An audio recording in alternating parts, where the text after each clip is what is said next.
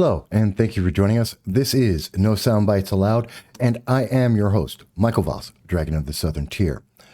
Thank you for joining us today on a difficult program. We want to talk about Washington, D.C. We want to talk about our nation. We want to talk about the protests that we saw at the Capitol, and what does this mean for our nation going forward? Is this the start of a second civil war? How will this impact all of the nation and the world in 2021 and far, far beyond? It's an important series of questions, and we need to have an honest conversation about it.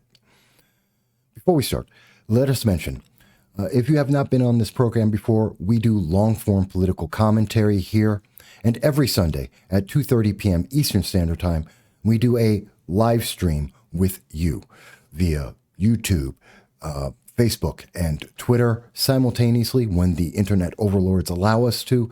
We speak with you, and you get to write in and tell us what you think. We do this because we believe in the First Amendment and that is the best way to serve America. We hope to see you join us on Sunday at 2:30 p.m. Eastern Standard Time. But let's get to the issue of the day, something that's being spoken about in parts. And I don't think it's being spoken about very fairly. And it's a very big question. The big question that's being put in front of America today is President Trump responsible for what happened in Washington, D.C.? Is this about one man? And I think the true and honest answer is no, it is not. This isn't about President Trump. It isn't actually even about the 2020 election. It's about the process and the problem that has been going on in our nation for many years.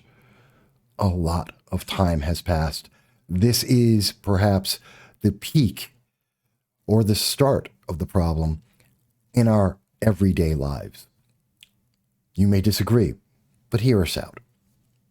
Let's start off, first of all, with something we saw yesterday. Prior to the events in Washington, D.C., we saw that we were talking on a YouGov.chat, a poll, national poll, which was asking about the Georgia elections. And the Georgia state elections, the majority of people, when you look at it, there were 38% of Americans who took this poll said that they felt angry, pessimistic, and scared. If you include the people who were anxious, that means that there were 52% of Americans that have a question about where our government, where our nation is headed. That's not about President Trump. That's not about a Republican or Democratic Party. It isn't about progressivism and socialism. It's about a fear. Something underlying is wrong, and people don't trust it. If you look forward to next year, and the next question from that very same poll is, looking forward, how do you feel about your family's future in the upcoming year, in 2021? This poll, again, was from January 6th. The answer was 34%, a third of America, doesn't feel optimistic. They feel pessimistic. Another 18% are just in the middle. 10% aren't sure how to feel. That is not a positive outlook for going into 2020, into a change of presidents. It's a troubling trend. And I believe that is based on fear, intimidation, confusion, a lack of trust in our government, in our elected officials. It's a problem. And it's a problem we need to address immediately. Because this is truly the underlying problem, and this problem has been around for a long time. Let's explain what we mean. It was back in 2018 when we were speaking about the obligation to protect and ensure the freedom of our nation. And at that time, we did an audio stream talking about what's going on in America. And we said at the time, every 4th of July, the nation has faced and will continue to face challenges to existence. But at this time, as major news media catches up to the average American and announces the potential of a civil war on the horizon, the decisions made based on those challenges will define us all. That will define us all. I think it's critical. The decisions being made by our leaders are defining us, are defining our nation and the future that we are going to have. And because of that, people are in doubt. They are in fear. They have questions, and we need to address those. We went on at 2018 to speak a little bit more about that in another podcast where we said lack of respect, the lack of trust in President Obama after having lost the trust of the public under Nixon because of Watergate. Then we had this next major clash, which was just a generation away from the 70s going to the 90s in dealing with President Bill Clinton. And again, the foundation of the nation and our trust in our government was completely shaken. And why was that the case? Well, because the definition of is. Can you imagine? Our nation has been shaken.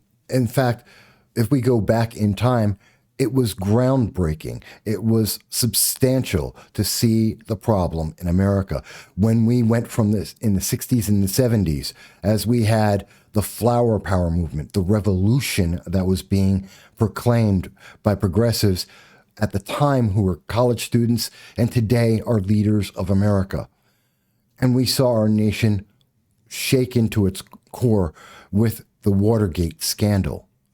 And for the first time for many Americans, it was a time that doubt in our government came to a head, that actually became a thought in their minds. And that thought was amplified for millions of Americans as we saw our president, President Clinton, being indicted, being under impeachment because he lied to the American people and then lied about the lie to the American people. And then we had President Obama with the beer summit, which inflamed people, that reduced serious issues to ridiculous results. And it only grew. Again, the trust, the faith in our nation, in our leaders was shaken over and over and over again. Each and every time we're listening to the news media separate people, saying, if you don't believe the message we are telling you, then you are the problem. You are wrong, regardless of the result that we are seeing, dividing us on political lines, dividing us from the news that we see and what we are being told. In fact, that came to such a culmination that in 2020, in October, we had this to say about the potential. We were talking about what was going to be happening after the election. In 21 days before the election, we were thinking this. If you want to say what is the fuel, what is behind the potential of a second civil war that we see individuals speaking about on CNN, something that we saw in 2018, it's fear, it's intimidation, it's threats of violence, it's the willingness, as Chris Jacks goes into, the willingness to use guillotines and to cause violence against people. That's not just the end of it. And to say that President Trump was the beginning and end of what happened in Washington, D.C. is to deny the facts that we have seen over time. 21 days before the election, before there was a question of whether it would be President Trump or President Biden, we had threats of violence. We had doubts in the American people. We had division in this nation. And it's something that we can track back to the 1970s. This isn't about President Trump. It's not about what happened in Washington, D.C. in one day. Now, let me also mention, we denounce the violence that happened. As we have said many times before, And we will say again, regardless of who does it, whether it's on the left or the right, whatever organization, we denounce anyone who commits violence, anyone who uses fear, intimidation, the violence or threat of violence to cause others to submit to their will. We denounce that. We absolutely reject that notion. It doesn't matter if it was progressives or the alt-right or anyone else in between. It's wrong. And that's why we went live yesterday during the actual protest and said, stop. We need to peaceably assemble as per the First Amendment. We need to have our voices heard, and we need to speak up about this in a calm voice to get clear change. But the elements, the seeds of this were not from President Trump. It isn't about one man, as the news media would love to tell us. It isn't about one person, as we see elected officials tell us. I mean, actually, let's look at these elected officials and what they've been telling us about this. Do you remember it was Representative Jerry Nadler that told us that Antifa and the violence that Antifa provides in Portland was a myth? It did not exist. He said this even as we saw consistently. I'll go to Seattle. You may recall this. Seattle, the Capitol Hill Autonomous Zone on June 6th, where we saw individuals come together and take over property in America, to declare themselves a separate nation, to secede from the United States government, to instill their own rules and laws. You know what that's called? That's called treason, normally. But we were told by the news media at that time consistently, as there were hundreds of days of protest, as we saw months of this occupation of land in our government, we were told, nope, it's just a protest. It's okay. It's absolutely normal and natural. Don't worry about the violence. Don't worry about the rapes and other crimes. We were told by the news media, if you may recall, on May 30th, I think it was very clear here, and I want you to hear this as it was said from an MSNBC reporter. I want to be clear in how I characterize this. This is mostly a protest. It is not, generally speaking, unruly. But fires have been started, and there's a crowd that is. Okay, let's hear that again, or let's understand that for what was said. It's mostly a protest, which means it's not a protest, it's a riot. If a riot happens during a protest, it's a riot. It's not a protest. And you can say that about Washington, D.C., and the news media are.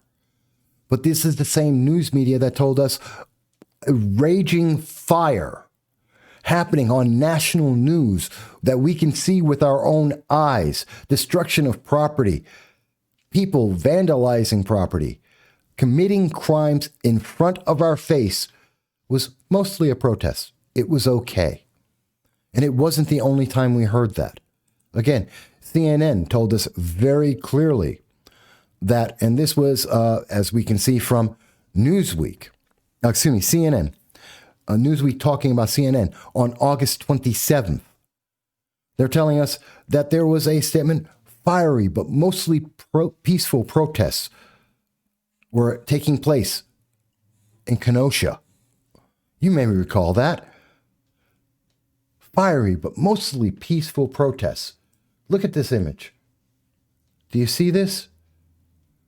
Fiery but mostly peaceful. It doesn't make sense. The media telling us, as we watch with our own eyes, saying, your eyes are lying to you. Listen to our words instead. Listen to our leaders as they deny the facts that we have in front of us. After months of occupation, hundreds of days in some cases of rioting nonstop. But it's okay because it was approved of. And that's a problem because that disconnects the American people from what's going on.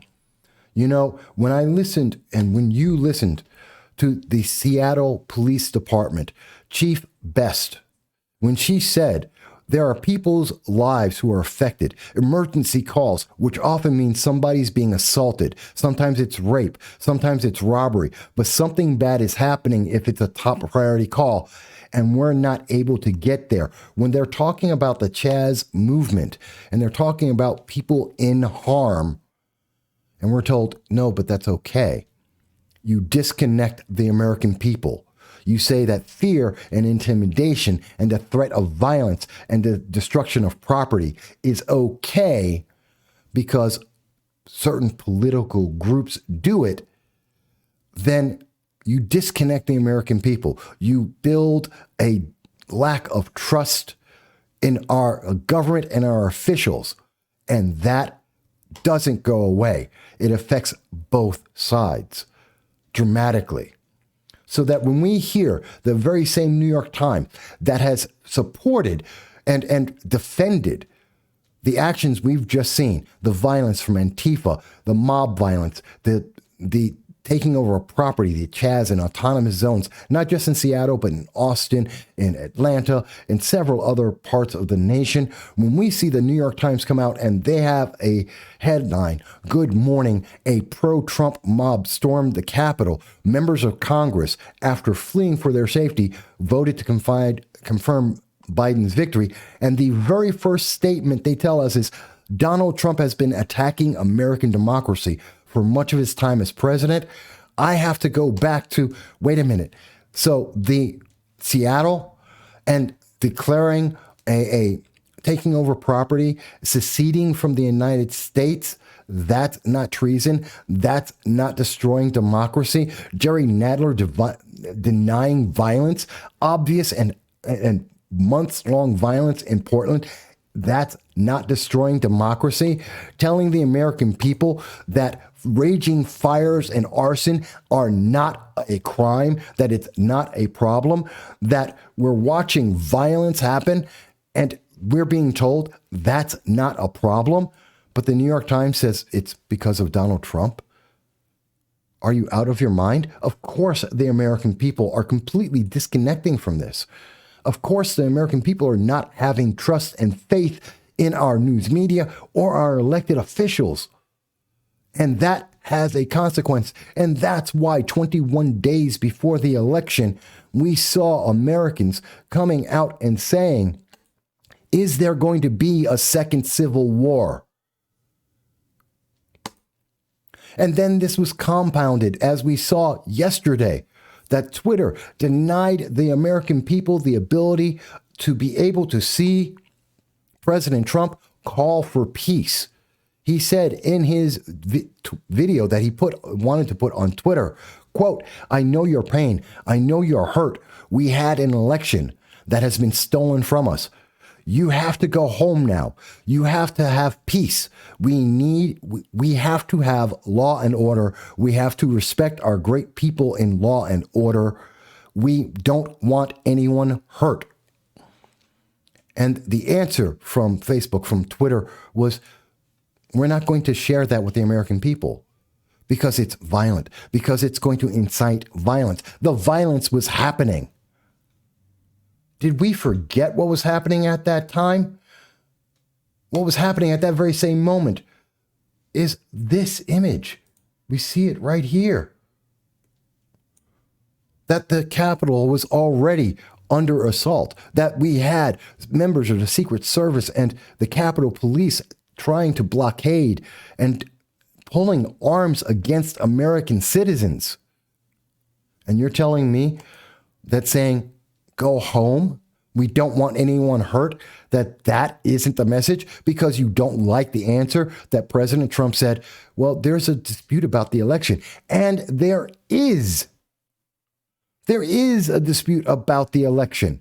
And we know there's a dispute about the election because we saw thousands, tens of thousands of Americans gather together and they had a problem. They don't trust our elected officials. They don't trust the elections. So you can't just blame it on one man. When people see election irregularities consistently and constantly, and they're told, don't believe your lying eyes. The arson you see behind you isn't a problem. It's peaceful. It's not a crime. And those same people then tell you, don't believe your eyes as you watch individuals isolated by themselves alone, violating state law, counting votes for 2 hours, running the same votes apparently through a machine over and over and saying, we don't need to count that. It is the most secure election ever. When we, in the New York 22nd District, where we see a judge say that votes that were found in a desk drawer 1 month after an election, and that 55 of these 55 votes, 44 will still be counted, even though we have no faith in these votes and where they came from and who made them. And we know for a fact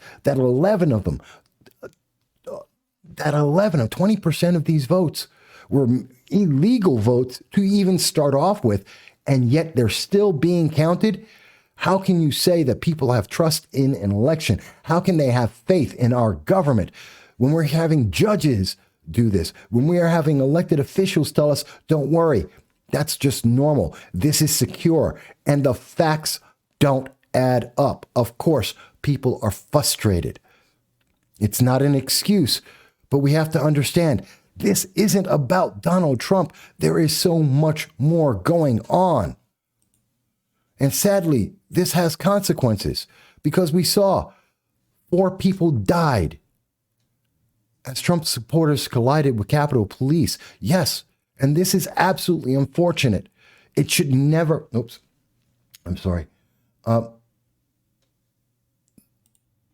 this should never have happened. It should never have happened. And I do say that people were at fault for breaking into the property and taking this step of violence, which we called for calm, and we ourselves said, don't do this, because it was wrong. It was a violation of our First Amendment rights. But I understand the feeling. I understand when Ashley Babbitt, who is a member of the United States Air Force, went down there and was frustrated and felt she needed to make a statement because leaders, her elected officials, were not listening to her, that she had doubts, she had fears, she has a lack of trust. I understand why she did it. I don't agree that she did it. I understand it. And it isn't about Donald Trump.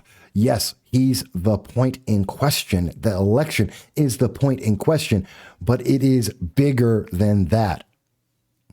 And to tell us it isn't about that isn't the factor, that isn't the point, is to deny the American people the reality of what's going on, which only adds to the distrust, that only adds to our disbelief in the news media and the election system and our government.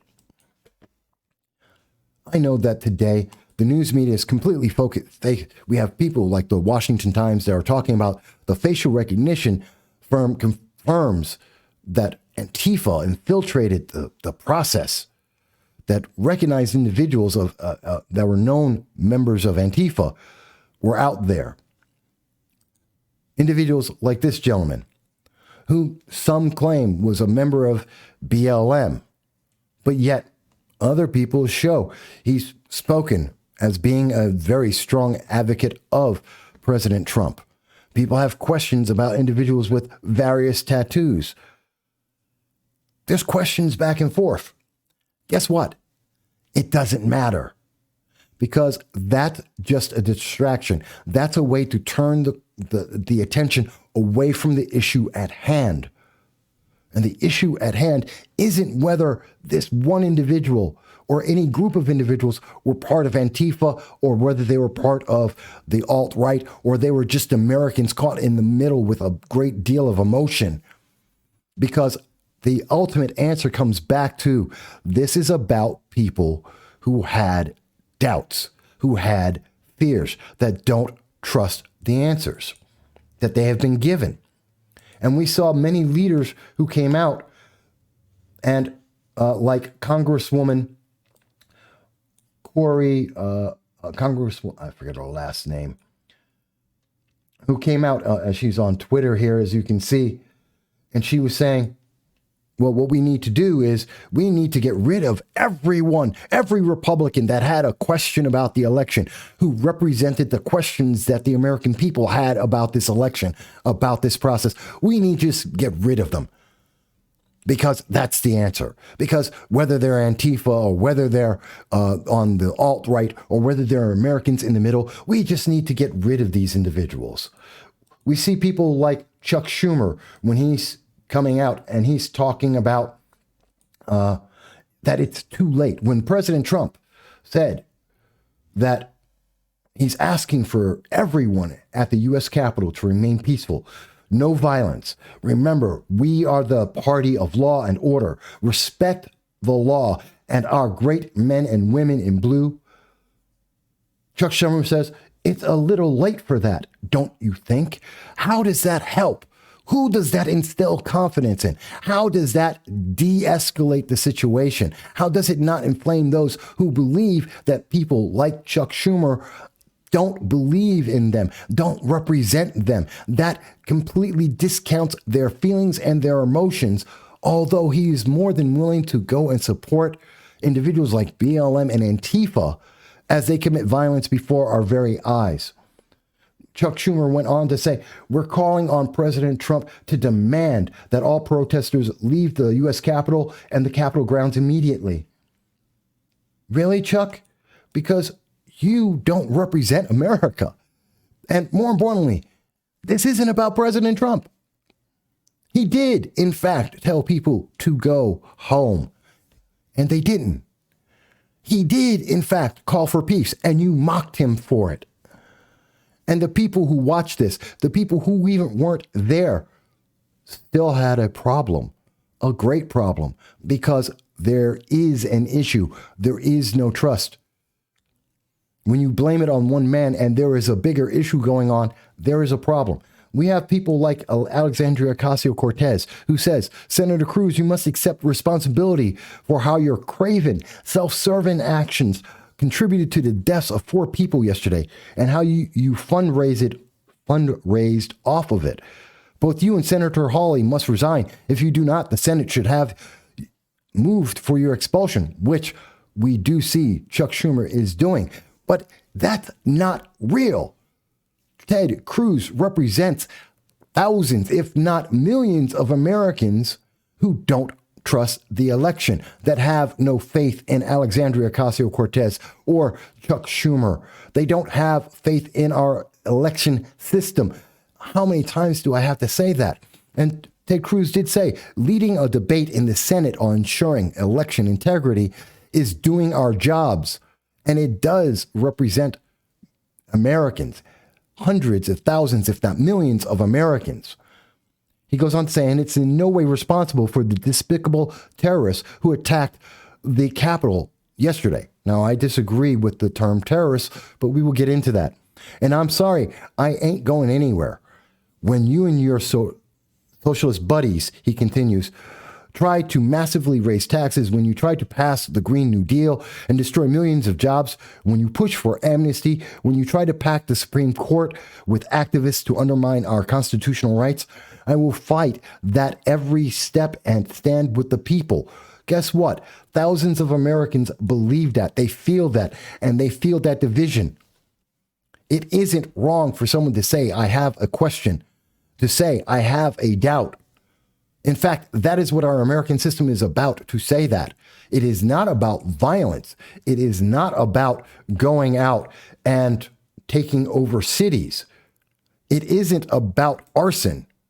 It isn't about destruction of property and threats to people. It is not about denying the violence that we see that is before us.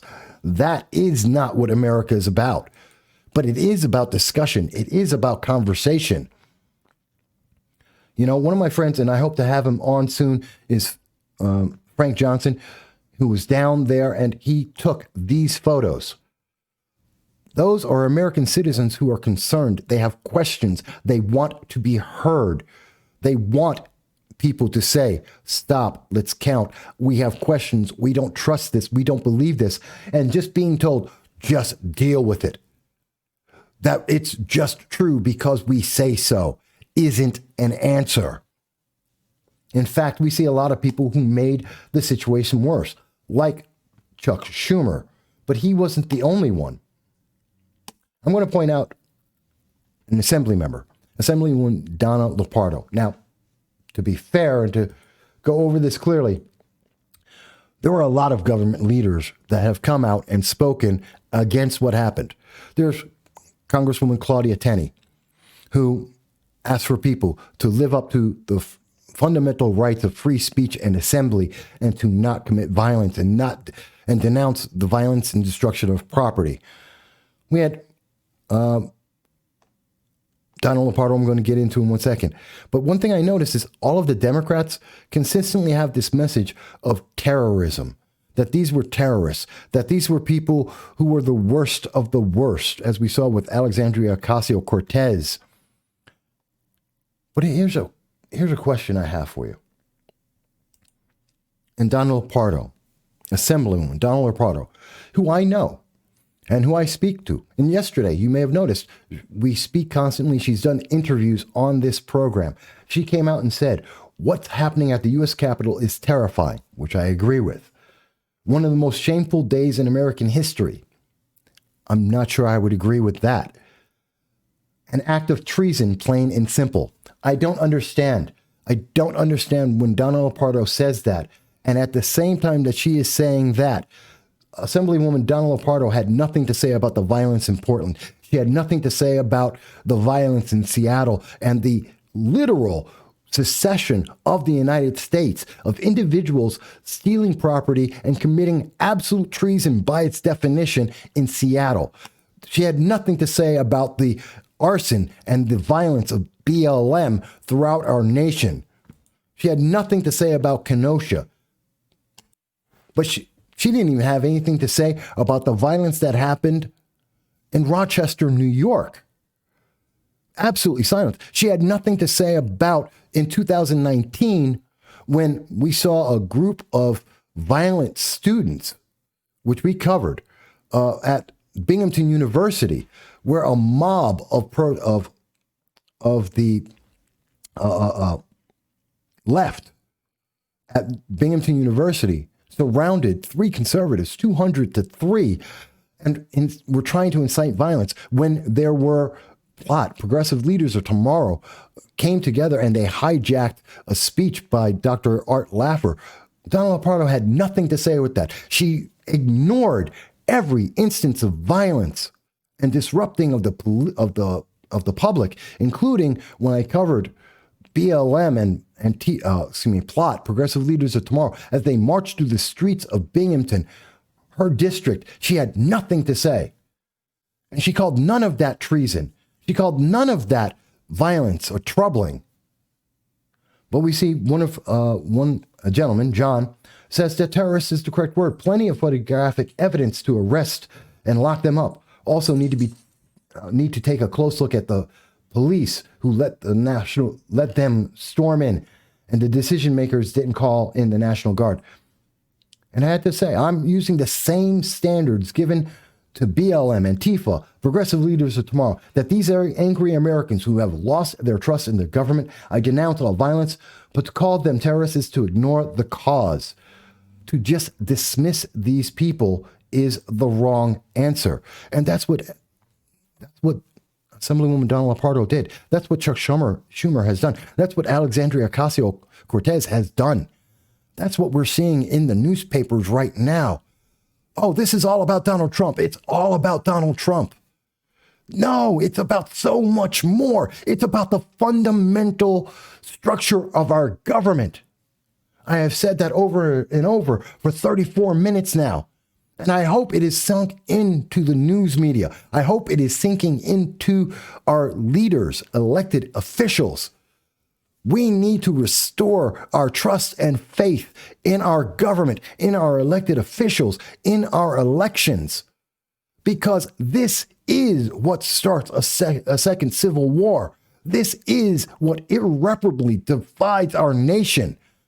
This is a call not to punish Republicans who had questions, who represent people who have questions. This is a time to say we need to heal. We need to answer those questions. We need to instill a confidence in our Constitution, in our elected officials, in our government agencies, and in our fellow Americans. Using Donald Trump is just a scapegoat action.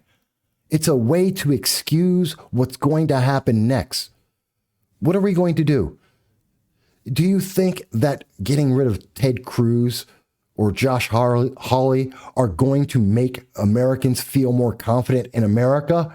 Do you think that's going to instill confidence in our elections and our government?